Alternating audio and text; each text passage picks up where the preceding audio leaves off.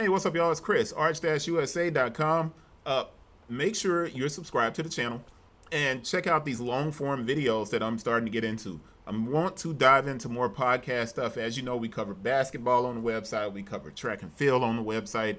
And I'm a track and field coach, and we had a great season, but I didn't get to do a lot of videos and training stuff because I'm not quite there yet to do that type of content. But I do like to get back into these discussions on marketing and sports because if you're like me and you're a sneaker person, you realize how entwined sneaker culture and sports has always been. There really wouldn't be sneaker culture the way it is had there not been this attachment to sports. I mean, football, Emmitt Smith, Reebok, basketball, of course, Michael Jordan, Dominique Wilkins, Warren Brooks. You go all the way back through the lineage of sports, and sneakers have been kind of a staple because you can't compete wearing dress shoes. So let's get to this discussion, man. And it's a quick discussion on Adidas Atlanta City Games, which happened last weekend around May the 19th. But they took place in Piedmont Park, actually Olympic Park in Atlanta. Now, the Atlanta City Games used to take place up in Boston, and they were called the Boost Games. But they moved it to the home of the 1996 Olympics because it's a free event. If you've never heard of it, the inauguration of that event was 2023. I'll get into it when I get into this discussion that you'll see to my side here. But this is it's basically an analysis of marketing. So it's going to be some business talk here, a lot of sports talk, a lot of business talk. So just follow along. After the Atlanta City Games last year, I wrote these words. This is what I wrote. I said, Adidas' biggest issue lands on the digital team. They never created video chapters of the YouTube live stream.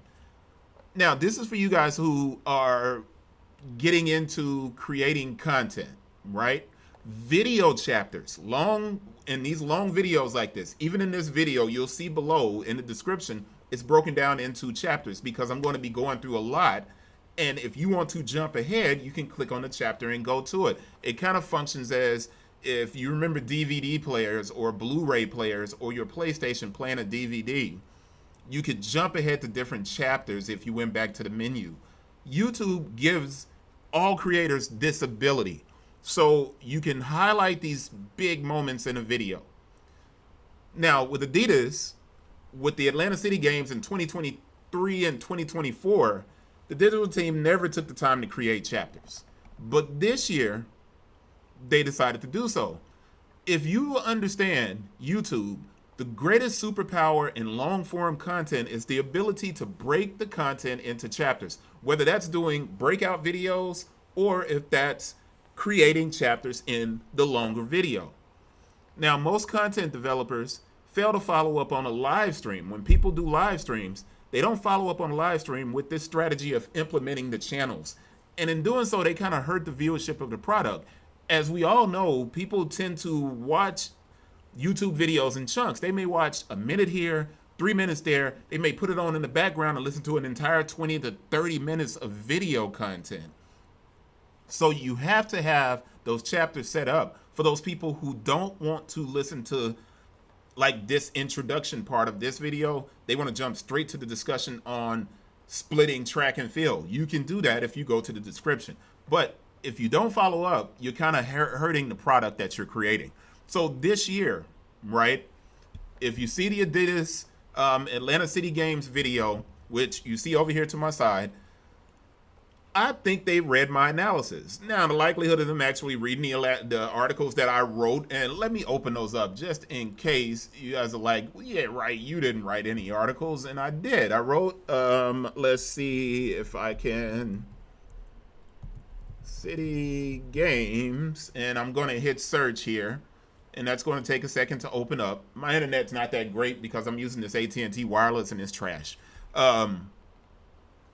You'll see over here to the side, the 2025 Atlanta City Games take place. 2024 offers entertainment and a solution to an impending problem.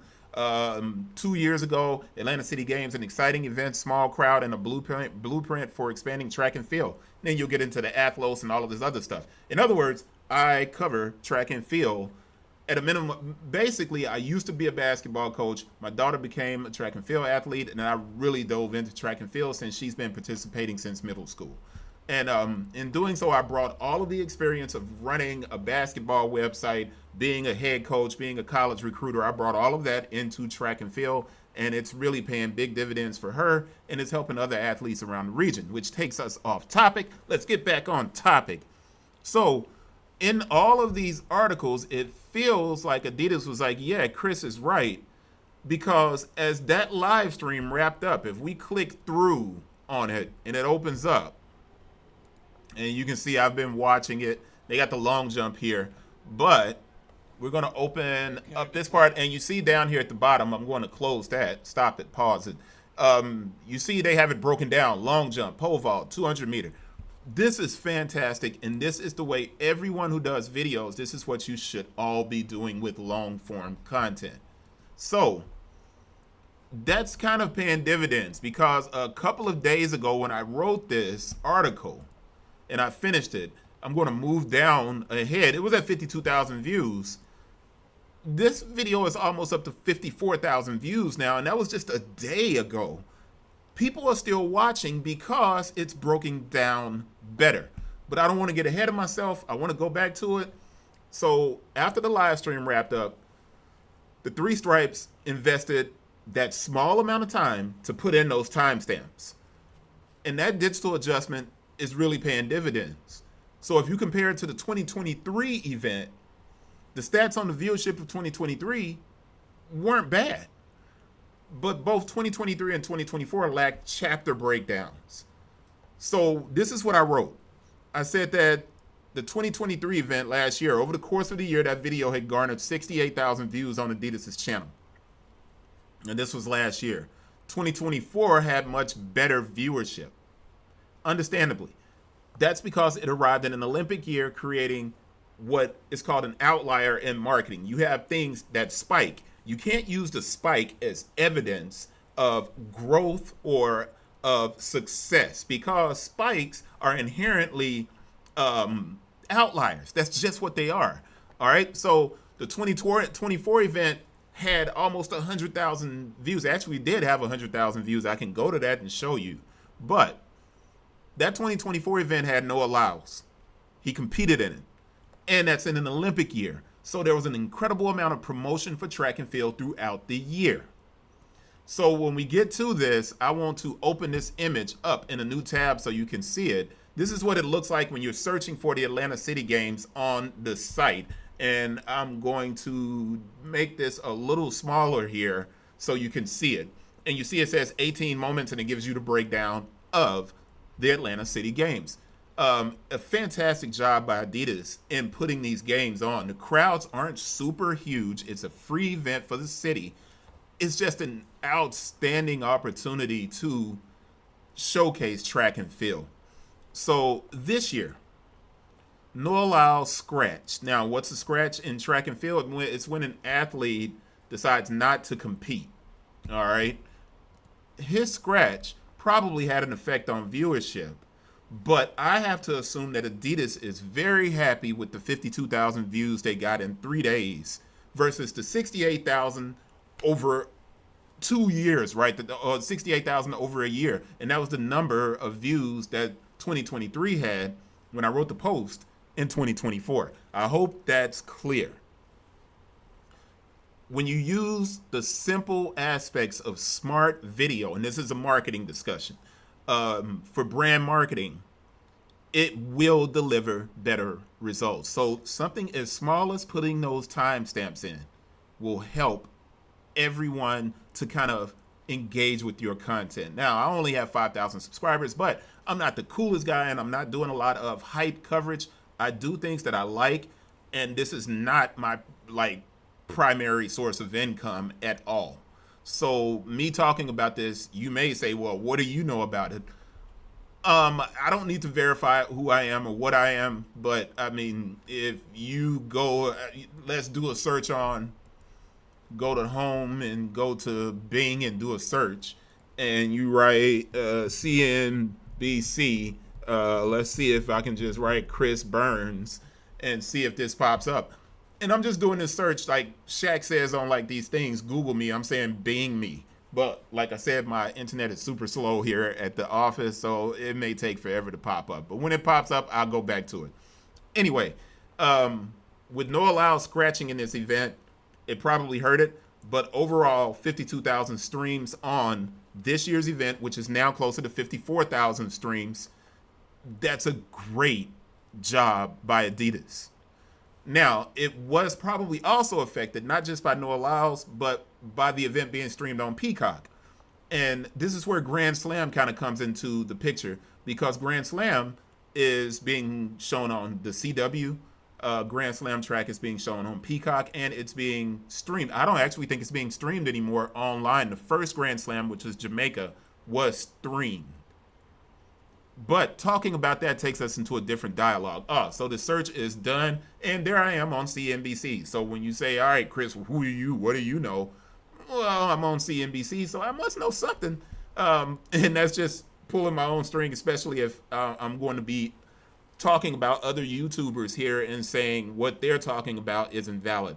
So we're moving into a different discussion here. We're away from the Adidas side of it, the business and marketing aspects of the Atlanta City Games for YouTube, for Adidas track and field, and for Adidas overall. We're moving into this discussion that began on Erin Brown's station and says, should track split from field? Erin Brown is a YouTuber. He's a former Division I track and field athlete. I would never challenge him on track and field knowledge, although I am a certified USATF coach and a AAU coach, and I'm NFHS certified, which means that I can coach at the high school level. Once I get level 3, then you can do more things, and you're with the USATF, and you have to get verified. And I'm also a high jump official. So yeah, I'm a little bit biased in this discussion, but let's click this and open it up, because it's going to be a bunch of commercials right now. I left a long comment on his video, and he said nobody watches field events, so why keep them? And he made it a live debate. Now the problem with it, a lot of the guys that are on the video, let's see if he did a breakdown of who's all commenting. He did not. He probably should have put everybody's name in his description so we would know everyone's name in the video, because I don't think they actually introduced themselves. But let me let this play and mute it so we can get to a skip on this. Yeah, the names are not on here. So the guys that are field athletes are trying to explain to Erin, who's very adamant about, let me go back. So YouTuber and former Division I track and field athlete Erin Brown presented a live discussion on why track and field should be split.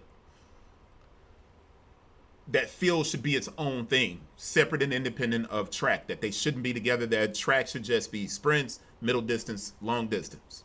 And that's all it should be. Now, in the video, he makes claims that track carries field, and that no one comes to an event to watch field events. No one comes to a track meet to watch field events. Now, like I said, as a high school coach, I have an obvious bias because I coach high jump primarily, and I officiate high jump.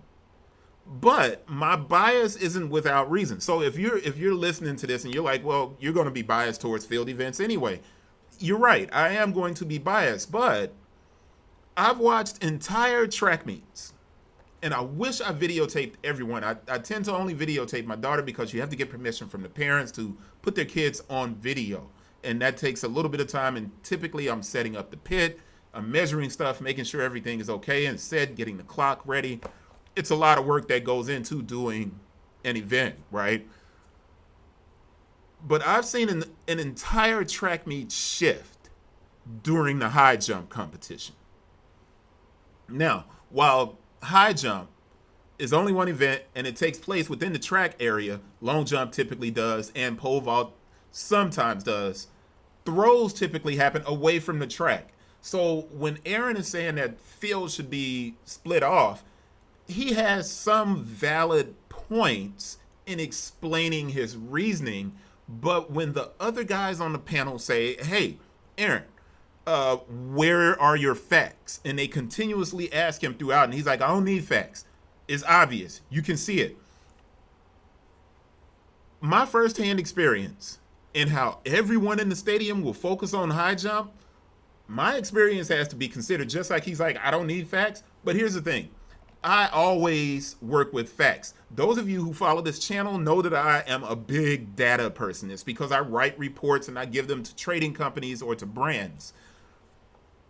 I can't make an argument without a data dive. So I'm not going to try and make an argument. I'm going to present information. I'm going to give you facts. And I want to take this data dive to refute the statements made by Brown. So on that video, and I left this long comment down here. Where I left this comment, I'm going to read it to you. And I'm going to input data, my own research that's verifiable that you can go out and do yourself as well. I'm going to leave those in here so we can split this discussion up and show Erin why he's dead wrong. And this is what I wrote on the comment. I said, there is so much wrong with this argument. It's difficult to respond to every misconception and incorrect logic delivered by Erin Brown. First, you can't lump all field events together in this discussion. He places, and this is what's funny. If you guys see here in the Atlanta City games, he says leave out field events, but here, clearly, the Atlanta City Games, Adidas, a brand, a $20 billion brand, is including long jump in the event. So if I'm sitting here doing this, he's like, well, nobody's going to watch, nobody's paying attention. There are people watching. So you can hear folks clapping here in the background. If that's not evidence, and Adidas has 2 million subscribers. This is not some type of fluke. You got people standing here watching long jump. And he didn't jump. And that's like the worst thing that I could show right there for this discussion, because he'll say, see there? People don't want to see that. All right. That's not proof that he's right. So let me get back to this. You can't lump all these field events together. You need to be able to explain. Now, at the Adidas event, the commentators will let the people know what just happened there. All right? I know that wasn't good, but let me keep going. You can't lump all the field events together. Second, he uses Athlos as proof of sprint being the dominant aspect of track and field. Sprint, of course, is the dominant aspect. Distance is dominant because forever, that is what has been focused on. Anything that you give your attention to can be grown. And sprint is easy to explain because it doesn't require explanation. You know exactly what's going on when you see a dude run down or a woman run down and win. It only takes 10 seconds. But using Athlos as evidence is ridiculous. And this is why it's ridiculous. So if we look up Athlos, I'm going to go in Athlos, NYC 2024. Viewership was fantastic on Athlos. It got 107,000 streams since it aired last fall after the Olympics. But here's the thing. I'm going to let that play and I'm going to skip this commercial. And you get Athlos and you scroll down. Athlos put the music in because they focused more on the music of Athlos than they did on the sprints. They didn't even do a breakdown of the events here. But I loved Athlos. I thought it was awesome. I'm not dissing Athlos. Don't think that at all. But using Athlos as evidence is ridiculous. And this is why. It took place on the trail end of an Olympic year where Gabby and Sha'Carri and Talu and these fantastic women sprinters. Track and field is at its pinnacle in an Olympic year. That's an anomaly. When you have something that's an outlier, you should not use it as proof of evidence of how powerful or successful something is. Sprinting, middle distance, is big. I'm not arguing that. But even with Grand Slam track in Kingston, that first day, if you watch the event, it was not crowded. And this is a sprints only event. So if I'm sitting here with these guys who are arguing, halftime, we didn't come to watch soccer at an NFL game, so get rid of the soccer. When we go to a track meet, we not here to watch. Those are two different sports. I mean, track. So when you get Erin talking, he's speaking so matter-of-factly, you kind of think, yeah, he's right. He's not right. He's saying that field is a waste of time, that nobody's there to watch it. So what I want to get into, beyond just talking about Grand Slam track in Kingston, Jamaica, what I want to get into here is evidence. Here's my third thing when we're looking at what Erin is talking about. Ryan Crouser. Ryan Crouser is literally proving the viability of shot put as an individual sport capable of standing alone. He's created what's called the World Shot Put Series. Now, if you can see, I'm going to open this image in a new tab. The World Shot Put Series is streaming on FlowTrack and other locations on YouTube. That thing got 32,000 live stream views 10 days ago. The Drake relays had 11,000 views. And this is what I'm saying. Ryan Crouser, he launched. Right now, this is a soft launch of the Shot Put series. And it's launching this year, 2025. A bigger format is going to come in 2026. Right now, he has to prove concept.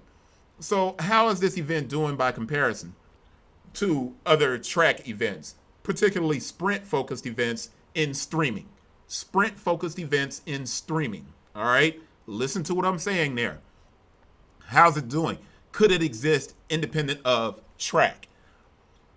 While the Shot Put series has been altered from its original format, these numbers that you see, and I'm going to open this up, the numbers that you see here are solid when compared to other track and field live stream events. So think about this. Adidas, all sprint event with some long jump and other parts of it, 52,000 views.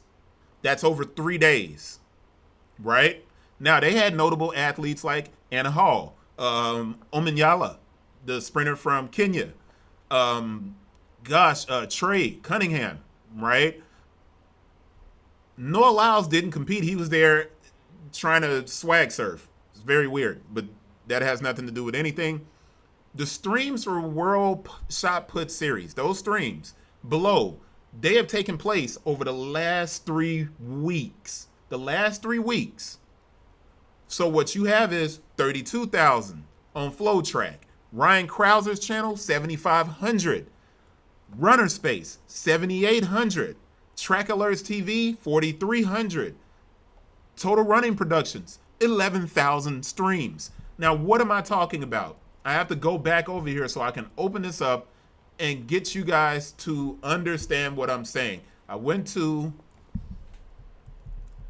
Ryan Crouser Drake event, and I'm calling this because it's Drake Relays, and you'll see the World Shot Put series. But more importantly, I'm going to click on this FlowTrack version because when I tell you this was super engaging stuff. They're getting some great encouragement from the fans right now. So according to Erin Brown, no one would go to a throws competition only. No one would go. Look at the stands. According to Erin Brown, nobody would go to just a throws competition. Look at the stands. You can't be more wrong in a discussion when you refuse to use data. You can't be more wrong. You have to use data. This discussion gets more compounded and shows how wrong Erin Brown is when I come back and I start to talk about high jump. High jump has an endless number of independent events, including the What Gravity Challenge. Now I'm opening up this window so you can see it. And the What Gravity Challenge was created by Mutaz Barshim, who we all know is just an elite high jumper, but he's coming to the end of his career. So he created the What Gravity Challenge to offer high jumpers more opportunities. It's basically a Grand Slam track for high jump. Now, why am I bringing this up? Remember, Erin's point is that no one would show up to these events. I'm going to open up this event. So look at this event. According to Erin, nobody shows up at these events. Now, I'm going to give you some feedback or some information, and I hope that was clear and it was loud, but I'm going to give you some understanding here. I inserted the video because it was hosted on a small YouTube channel and it wasn't very well promoted. So the What Gravity channel right now only has 1,400 views. Now, Erin would use this as evidence that it failed. Qatar is complicated. There's a number of political reasons for why this live stream wasn't amplified and picked up by anybody big. But the political aspect of the What Gravity Challenge being hosted in Qatar has an effect on its viewership. But another more important aspect is that the Doha Diamond League took place less than 6 days after the What Gravity Challenge. That affected the viewership and the attendance for the What Gravity Challenge. That's not me guessing. That's the way an analysis works. But below in this video, I'm going to put the Appledorn video, and I'm only using content that took place in 2025. If I went back, I'm going to get to that. Down below the Appledorn video that I'm sharing, it clearly shows massive attendance and viewership for a jumps only event. Now, if I'm being honest, I'm going to skip over a little bit these two stats here, and I'm going to go to Appledorn in high jump, and I'm mixing up a couple of things here, but I'm stopping it because what I want to show you is that the Appledorn event has 293,000 views. This is only 1 month ago. 1 month ago. All right? When you compare that to, like I said, you know what? Let's get back to the facts here. Let's go back up to the top because I don't want to skip and mess up. Erin is talking sprints only, which leads us into Grand Slam track. And this is not a diss of Grand Slam track. I'm loving it. It's fantastic. The first two events, I watched them all in totality. Super engaging. Way too much talking. But if we're being honest, Grand Slam track is basically showing how flawed it is to do just track. So according to Erin, if you just did track, then it could be much bigger. I disagree with that, and this is why. 2 meets into Grand Slam track, and they've already adjusted how the event operates. Grand Slam track had to refund everybody in Philadelphia their money because they cut the event down from 3 days to 2 days. So they had to give everybody their money back so they could repurchase. This is why people would rather watch the event on YouTube, because all of the filler that's trying to turn Grand Slam track into an event that's as long as an NBA basketball game, that filler is good, but it's not super good. It's not that engaging. Track by itself is inherently flawed, and this is directly towards Brown's discussion, because sprints can't be monetized. They're too short. Now, you can monetize them when you break them down into digital chunks and put them on YouTube, because you can get millions of views on that video. But that view is only for 1 to 3 minutes. If you don't have long distances in track, if it was by itself, you only have a few minutes of content. A 200 is 20 seconds. 100 is 10 seconds. A 400 is 40 to 50 seconds. When you get to your middle distances, you're talking 2 minutes. If you put all of those things together, you have a 30-minute to an hour-long event. Could you make it exciting? Yeah, you could. But you're going to have a hard time trying to get people to pay for advertising and sponsorship for a 1-hour event. That can't be monetized. Without the distance, you're going to need the 5,000. You're going to need the 3,000. You're going to need the 1,500. You're going to need the longer distances. Now, my additional commentary. Grand Slam, right? Sprints. All track. On the first day, as a matter of fact, instead of sitting here and showing you this, I'm going to go to Grand Slam Jamaica, day 1.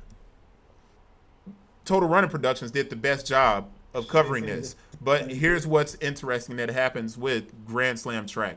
When you get into the event itself, and we're going to make a skip here, and we're going to play it. Here we go. Let's see some of the athletes. And the athletes coming out. Now we're going to look at these stands. And boom. Over here on this side, barely anybody in the stands. Now when they come out and they're going to go around to prepare to run, we should get a shot of the other side of the stands. And I'm doing this to prove a point that a track or a sprint only event barely has anybody in the bleachers. And I need to make sure you can see that. Barely has anyone in the bleachers. Hardly anyone. And that's not a knock on Grand Slam track. That's simply saying that you just can't assume that sprints will perform well. You can't. So on that first day, they could barely fill the stadium in Jamaica. The next 2 days in Jamaica, the stadium was more crowded. And I will add that the Miami event was held at Anson Sports Complex. And I'm going to give you all of this information, and you have to keep it in your head while I'm talking. Anson is a small venue. It only has 5,000 seats. Now, by comparison, when I go down here and I start showing you the Appledorn information, and I show you the video on Appledorn, it's going to give you an understanding of why Erin Brown is so wrong. The Omnisport complex, that arena, Appledorn Arena, Omnisport Appledorn Arena, has 6,500 seats versus 5,000 seats for Anson, which is the Miami event for Grand Slam track. So when we get to this Grand Slam track data, I'm going to open this tab so you can see this information bigger. The Grand Slam track event took place over 3 days. The event was available on Peacock, the CW, and this event was live streamed by several platforms on YouTube. The Miami event does not appear to be available on other YouTube platforms like it was with Kingston, with the Jamaica event. The Jamaica live stream from Total Running Productions provides really interesting insight, and this is specifically for Erin Brown's argument, into the momentum of Grand Slam track. Viewership declined each day. So, an important detail about Grand Slam track is the viewership of digital breakout moments on NBC Sports YouTube. The viewership is off the charts for that. It's ridiculous. I won't even argue it. I'm not saying a word. The breakout data is amazing, but breakout small digital chunks are always good. Field events very rarely get breakout moments at the same level. They just don't cover it the same way. Now, that doesn't mean that it's not viable. I'm showing you that it's viable here. But Grand Slam track on NBC is huge. When you put money behind something, it gets views. But look at the viewership of Grand Slam track Jamaica over 3 days. 99,000 the first day, 74,000, down to 56,000 the third day. That's your sprint event. Erin Brown, that's your sprint event that's declining in viewership over the course of the event.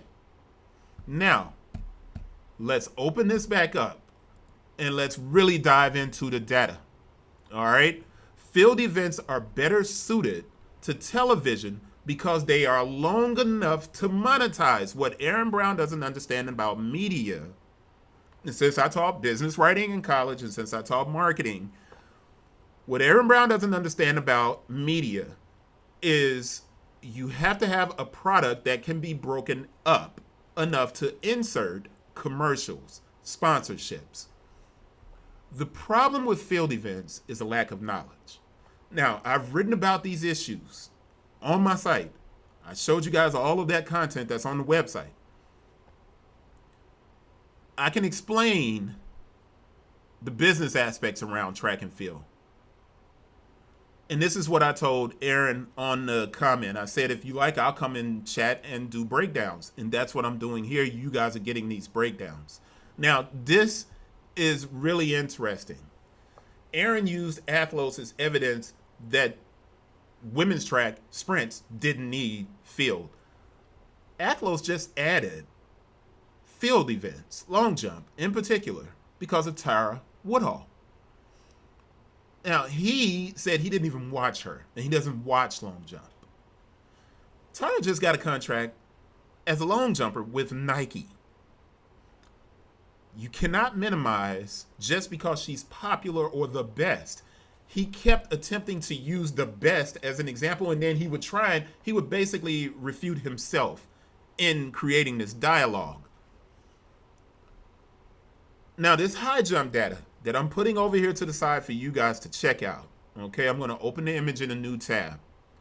And I'm going to explain that shot put, Ryan Crouser, that event is new to being delivered individually as a standalone competition. And it's doing well.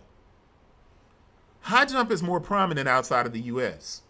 Now, like I said, high jump legend Mutaz Barshim created the What Gravity Challenge.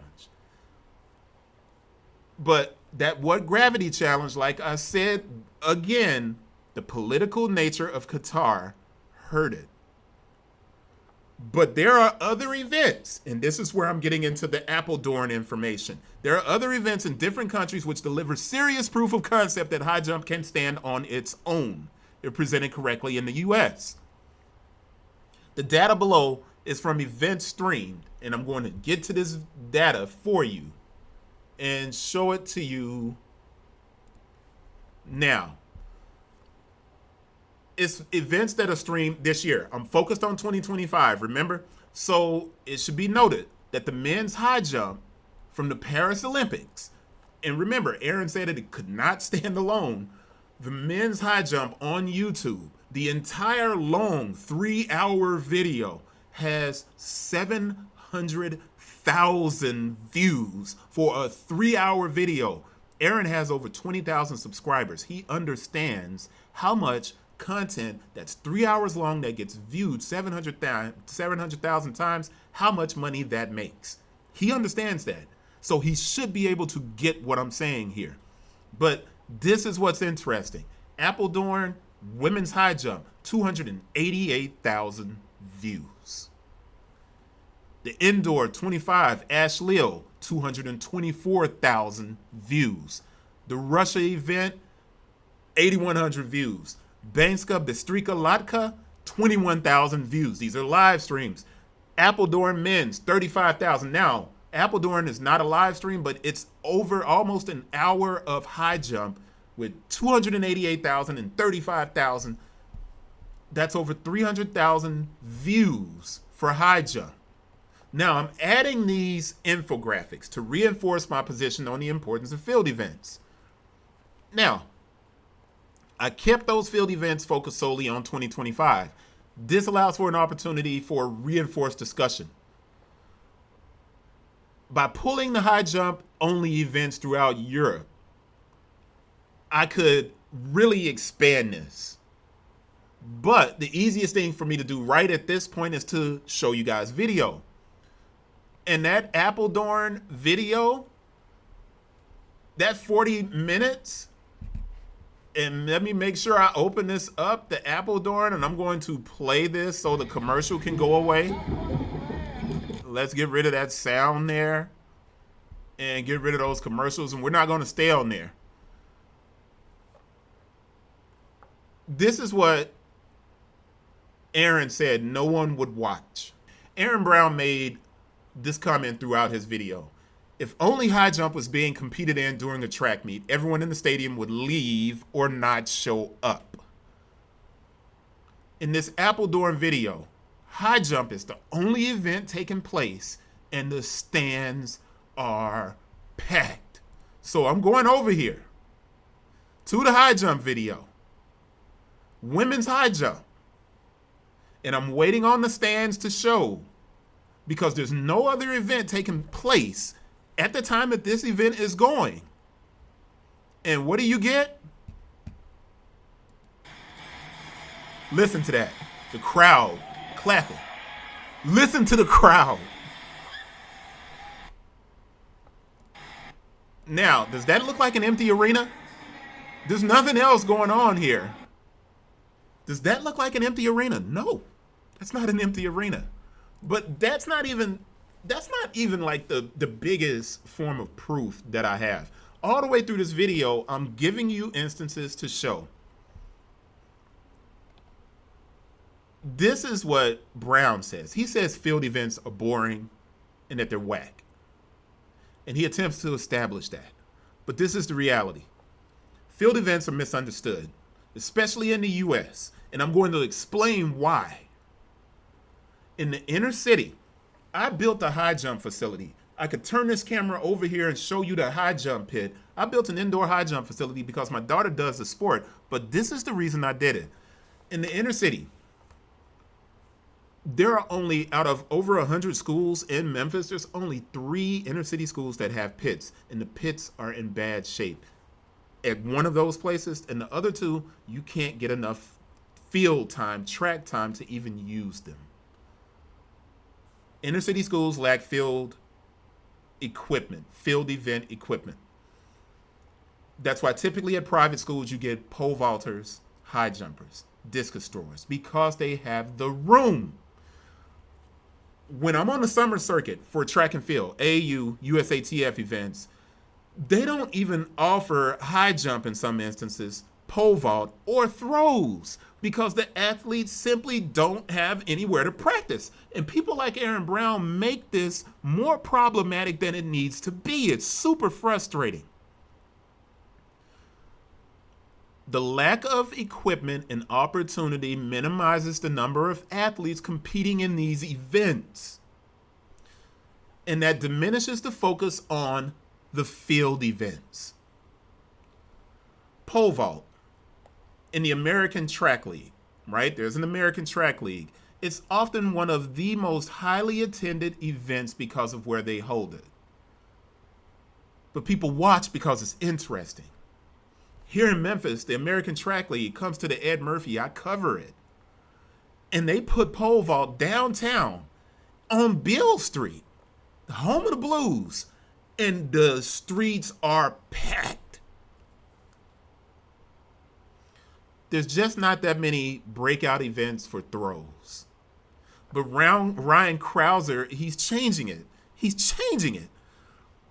Tara Woodall got Athlos to add long jump. Things are changing. But the idea that no one cares, it's just absolutely wrong, irresponsible for a track guy to even introduce this discussion. I'm going to end this with one more event. One more event. All right, and I'm opening this up. And this is Banska Bystrica, the high jump event in Slovakia. The sports hall where they are for this event. You see this sports hall? And I'm pausing it there. You see the sports hall. This is a high jump only event. This side is field. It's happening on a basketball court because you can do that in track and field. And you can do that specifically with high jump. You can also do that with long jump if the facility is built the correct way. But this is a basketball court. In this arena, if you look over here on this side, it's field. You look over here, it's field. There's 5,299 seats in that place. 5,299. And it was filled the same way that Miami at Anson was filled. Data always wins. I appreciate Erin for raising the discussion. I definitely do. I appreciate him for raising the discussion because it got me to dive in and do this data search. That needed to be added. If he'd like to respond to this, that's awesome. I'd love for him to respond to it, but do not respond with your opinion. Give me facts. Show me the data. Because I'm showing you here that high jump and shot put as breakout both earn similar streams to track events. Atlanta City Games, Grand Slam track, if you put it on television, if you get $30 million in investment as Michael Johnson did for Grand Slam track, field events would explode. And I know it firsthand because I've seen what happens. I had a kid, Melvin Yates, Harding Academy, private school. Never did high jump before, but could jump out of the gym. He's a basketball player. He came over and did high jump at an event this spring. He got up to 6'9" in his first high jump. The entire track, everybody, while the sprints were going, everybody was watching Melvin try to clear 6'9". When you show the events, they grow. This is my position, and I'm going to wrap this video up, and I know it was long, but I'm glad I did it. If people watch it, awesome. That's it, man. I'm wrapping it up. If you want this information in the description, I'll break this video down. Once again, I'll break it down, and I will share it out, the link to this article, so you can read it and look at these stats yourself. And then take the time to look up events on your own. And I'm sure your opinion will change. Positive. Shout out Erin Brown for a really thought-provoking discussion, but you're dead wrong. Dead wrong.